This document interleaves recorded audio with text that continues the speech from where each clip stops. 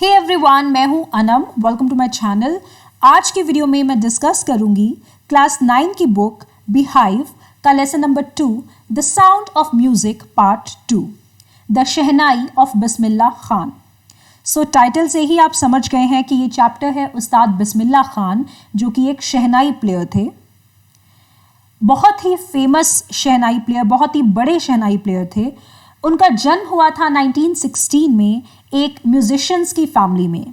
डुमराव, बिहार में उनका जन्म हुआ था और उनको क्रेडिट दिया जाता है शहनाई को वर्ल्ड स्टेज पे लाने का, एक मंच देने का, उसे पॉपुलराइज करने का सारा श्रेय उस्ताद बिस्मिल्लाह खान को दिया जाता है। उनको अनेकों अवार्ड्स मिले, पद्मश्री, पद्म विभूषण, पद्म भूषण, और आखिर में उनको दिया गया भारत का सबसे बड़ा सिविलियन ऑनर भारत रत्न। 2001 में उनको भारत रत्न मिला, जो कि तीसरे क्लासिकल म्यूजिशियन बने ये अवार्ड लेने वाले। सबसे पहले ये अवार्ड दिया गया था MS सुब्बुलक्ष्मी को, फिर मिला पंडित रविशंकर को, और उस्ताद बिस्मिल्लाह खान तीसरे क्लासिकल म्यूजिशियन बने ये अवार्ड लेने वाले। बात करते हैं सबसे पहले शहनाई की हिस्ट्री के बारे में। शहनाई जो है वो एक्चुअली एक इम्प्रोवाइज्ड वर्जन है पुंगी का। आप जो पिक्चर में देख सकते हैं, इस तरह का एक म्यूजिकल इंस्ट्रूमेंट हुआ करता था जिसका नाम था पुंगी। ये एक रीडेड इंस्ट्रूमेंट था। रीडेड यानी आप जैसे कि पिक्चर में देख सकते हैं, कुछ होल्स हैं, कुछ छेद हैं इस लकड़ी की बॉडी पे। तो जो इंस्ट्रूमेंट्स में इसी तरह लकड़ी में छेद होते हैं, जिनको हवा को एक पैसेज दिया जाता है पास होने के लिए, और एक बड़ी प्लेजेंट सी आवाज़ निकलती है जब इनमें से हवा पास की जाती है, इन्हें बोलते हैं रीडेड इंस्ट्रूमेंट्स। तो ये जो पुंगी थी, ये औरंगज़ेब के ज़माने में, औरंगज़ेब का नाम आपने सुना होगा, एक मुग़ल एम्परर थे औरंगज़ेब। उनको पुंगी की जो आवाज़ थी वो बिल्कुल भी पसंद नहीं थी, क्योंकि पुंगी की आवाज़ बहुत तीखी थी, बहुत श्रिल और अनप्लेजेंट थी। तो औरंगज़ेब ने बैन कर दिया था पुंगी को बजाना अपने पैलेस के आसपास या उस इलाके में। उस वक्त एक बार्बर थे, एक royal barber. Royal barber means जिनकी एक्सेस थी रॉयल पैलेस में, जो राजाओं और उनके मिनिस्टर्स को सर्विसेज देने आते थे। तो उनका बहुत इंटरेस्ट था म्यूज़िक में। उन्होंने डिसाइड किया कि वो पुंगी में कुछ ऐसे बदलाव करेंगे कि इसे एक अच्छी म्यूज़िकल इंस्ट्रूमेंट बनाएंगे। इसमें से एक तीखी और अनप्लेजेंट आवाज़ नहीं, बल्कि एक बहुत ही सुरीली आवाज़ आएगी। तो उन्होंने अपने एक्सपेरिमेंट्स करने शुरू किए और काफ़ी साल की मेहनत के बाद एक नया डिज़ाइन तैयार किया, जिसे कहा गया शहनाई। तो आप पिक्चर में देख सकते हैं, कुछ ऐसी दिखती है शहनाई। उनका पूरा जो शहनाई, जो पुंगी थी, उसका पूरा स्ट्रक्चर ही उन्होंने चेंज कर दिया। तो जो ये नई इंस्ट्रूमेंट बनाई गई, उन्होंने सबसे पहले रॉयल दरबार यानी कोर्ट में बजाया, बड़े बड़े मंत्रियों और राजाओं के सामने। उस वक्त सबको ये इंस्ट्रूमेंट बहुत पसंद आया। इसकी आवाज़ जो थी वो पुंगी से बिल्कुल अलग थी, सबको बहुत पसंद आई। अब क्वेश्चन था कि इस नई सी इंस्ट्रूमेंट का नाम क्या रखा जाए, क्योंकि इसे पुंगी कहना तो ठीक नहीं होगा, क्योंकि ये पुंगी की तरह ना तो दिखती है और ना ही उसकी तरह गंदी सी आवाज़ निकालती है। तो उस वक्त उसे नाम दिया गया शहनाई। शह प्लस नाई। शह मीन्स रॉयल और नाई of course means a barber. तो क्योंकि एक रॉयल नाई ने, एक शाही नाई ने इसे बनाया था, तो इसलिए इस इंस्ट्रूमेंट को नाम दिया गया शहनाई। अब बात करते हैं फेमस शहनाई प्लेयर बिस्मिल्लाह खान के बारे में। जैसे कि मैंने बताया कि 1916 में डुमराव, बिहार में एक म्यूजिशियंस की फैमिली में इनका जन्म हुआ। इनके अंकल्स, इनके फादर, दादा, परदादा सब म्यूजिशियंस थे। इनके जो दादाजी थे रसूल बख्श खान साहब, वो भोजपुर के राजा के दरबार में शहनाई बजाया करते थे। इनके फादर पैगंबर बख्श साहब और इनके मैटरनल अंकल्स और पैटर्नल अंकल्स, यानी उनके सब चाचा और सब मामा भी शहनाई प्लेयर्स ही थे। तो कह सकते हैं कि उनको बचपन से ही एक माहौल मिला शहनाई का। जब बिस्मिल्लाह खान छोटे बच्चे हुआ करते थे, तब बिहारी जी मंदिर में जाके, बिहारी जी टेम्पल में जाके गाया करते थे और बजाया करते थे। भोजपुरी चैता एक फेमस एक भजन है, तो वहाँ मंदिर में जाके वो भजन गाया करते थे। और वहाँ के जो राजा थे उनको बहुत पसंद थी बिस्मिल्लाह खान की गायकी और उनको शहनाई बजाते हुए देखना। तो वो उनको रिवॉर्ड के तौर पे, एक प्राइज़ के तौर पे उन्हें एक भारी सा लड्डू दिया करते थे। और जाहिर सी बात है, बिस्मिल्लाह खान बच्चे थे, उन्हें लड्डू खाने का बहुत शौक़ था। तो इसी कारण वो जाया करते थे अक्सर कि मैं गाऊंगा और मुझे लड्डू मिलेगा इनाम के तौर पर। तो यहाँ से उनका जो सिलसिला है वो शुरू हुआ शहनाई बजाने का। पर उन्होंने कब ठाना कि उन्हें शहनाई प्लेयर ही बनना है? जब वो लगभग 3 साल के थे तो एक बार अपनी मदर के साथ अपने ननिहाल में, यानी मैटरनल अंकल के घर गए, अपने मामा के घर गए। और वहाँ उन्होंने अपने मामा अली बख्श को शहनाई बजाते हुए देखा।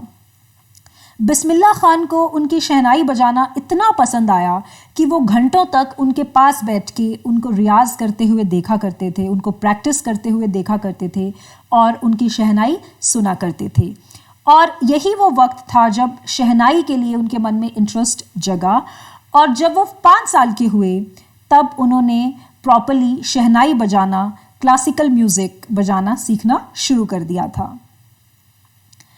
वो घंटों तक रिवर गंगा के किनारे पे बैठे रहते थे, अलग अलग मंदिरों में, जैसे बालाजी मंदिर, मंगल मैया मंदिर में जाके शहनाई बजाते थे। और ख़ासकर गंगा के किनारे वो बैठ के बहुत शहनाई बजाया करते थे। और उन्होंने कहा कि इस तरह से उन्हें एक इंस्पिरेशन मिलती है। जब वो गंगा के फ्लोइंग वाटर्स को देखते हैं, जब बहती हुई लहरों को देखते हैं, तब उनको इंस्पिरेशन मिलती है नई रागों को बनाने की। और इनफैक्ट उन्होंने कई नई रागें बनाई भी। तो ऐसे उनकी जर्नी स्टार्ट हुई। और जब वो 14 इयर्स के हुए, जब वो 14 साल के थे, तो उन्होंने पहली बार परफॉर्म किया इलाहाबाद म्यूज़िक कॉन्फ्रेंस में।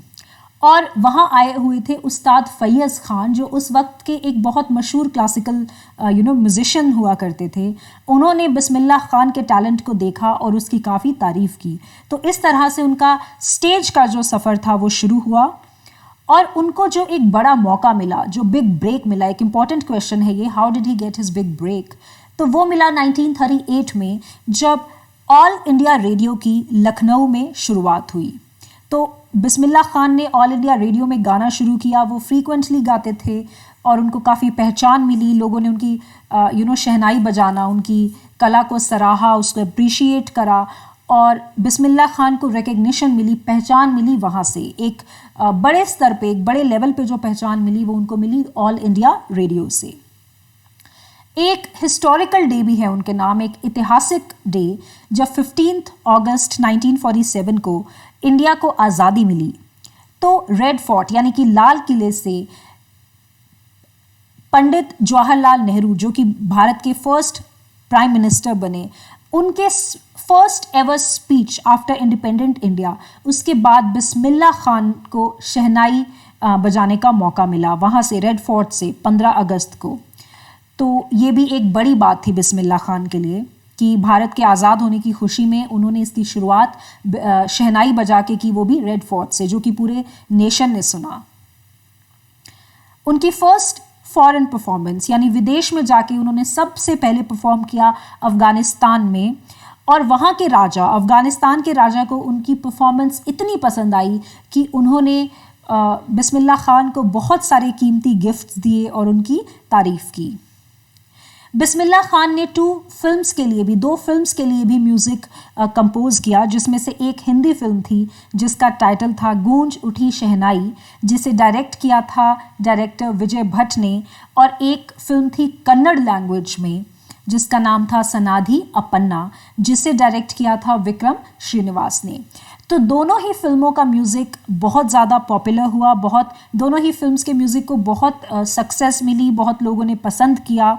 और इसके बाद भी बिस्मिल्लाह खान को बहुत ऑफ़र्स मिले फिल्म इंडस्ट्री से म्यूज़िक कंपोज करने के लिए, पर उन्होंने कोई भी ऑफ़र एक्सेप्ट नहीं किया, क्योंकि बिस्मिल्लाह खान ने कहा कि फ़िल्म इंडस्ट्री जो है वो उनको बहुत ही फेक लगती है, बहुत आर्टिफिशियल लगती है, और इसीलिए उनको पसंद नहीं फिल्म्स में काम करना या फिल्म्स के लिए गाना।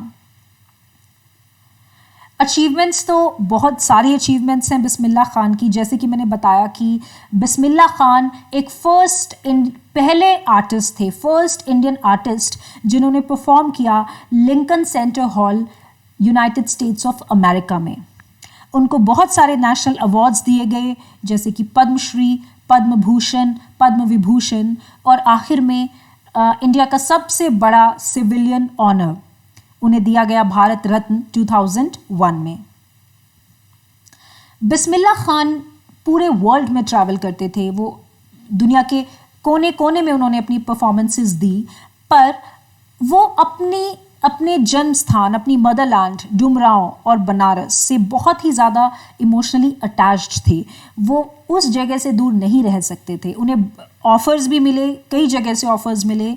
उन्हें यूनाइटेड स्टेट्स ऑफ अमेरिका में भी सेटल होने का ऑफ़र मिला, एक मौका मिला, जब उनके एक पुराने स्टूडेंट ने उनको इनवाइट किया यूएस से आने के लिए। उनके स्टूडेंट ने कहा कि वो एक शहनाई स्कूल बनाना चाहते हैं यूनाइटेड स्टेट्स ऑफ अमेरिका में, और उन्होंने इनवाइट किया बिस्मिल्लाह खान को वहाँ। तो बिस्मिल्लाह खान ने उनसे सिर्फ एक सवाल पूछा। जब उनको पता चला कि बिस्मिल्लाह खान कभी भी भारत नहीं छोड़ेंगे, क्योंकि उनको बनारस की गलियाँ, गंगा और ये सब बहुत पसंद है, अपना देश ही पसंद है, तो उनके स्टूडेंट ने उन्हें प्रॉमिस किया कि वो ऐसा एक माहौल यूनाइटेड स्टेट्स ऑफ अमेरिका में, उनके अपने म्यूज़िक स्कूल में एक ऐसा माहौल बनाएंगे कि उनको बिल्कुल याद नहीं आएगी बनारस की। वो वैसा का वैसा सब कुछ वहीं खड़ा कर देंगे। तब बिस्मिल्लाह खान ने उनसे सवाल पूछा कि तुम सब कुछ ले जाओगे, but can you take river Ganga? क्या तुम गंगा भी ले जाओगे अमेरिका में? तो इससे पता चलता है उनको कितना लव था अपने मदरलैंड से, अपनी देश से, अपनी जन्मभूमि से। बिस्मिल्लाह खान की लाइफ जो है वो एक ट्रू एग्जाम्पल है एक सेक्युलर इंडियन का। सेक्युलर यानी जो रिलीजन्स में भेदभाव नहीं करते, जो रिलीजन्स में डिस्क्रिमिनेशन नहीं करते। तो उनकी जो पूरी लाइफ थी वो उनकी लाइफ से बड़ा एग्जाम्पल इस बात का हो नहीं सकता, क्योंकि वो एक मुस्लिम थे, वो एक डिवाउट मुस्लिम थे, पर फिर भी वो काशी विश्वनाथ मंदिर में शहनाई बजाया करते थे, क्योंकि उनके लिए कोई भी रिलीजन म्यूज़िक से बड़ा नहीं था। उनका रिलीजन तो म्यूज़िक ही था। तो वो एक परफेक्ट एग्जाम्पल हैं इंडिया की कल्चरल हेरिटेज के लिए। और बिस्मिल्लाह खान ने ये कहा कि अगर हम अपनी हेरिटेज बचाना चाहते हैं, अगर इसे हम आगे ले जाना चाहते हैं, तो ये बहुत ज़रूरी है कि बच्चों को क्लासिकल म्यूज़िक सिखाया जाए। बिस्मिल्लाह खान की डेथ हुई 21 अगस्त 2006 में। तो ये थी कहानी बिस्मिल्लाह खान की। आई होप आपको ये चैप्टर समझ में आ गया होगा। आप इसकी इंग्लिश ट्रांसलेशन जो मैंने अपलोड की है वो भी ज़रूर देखें।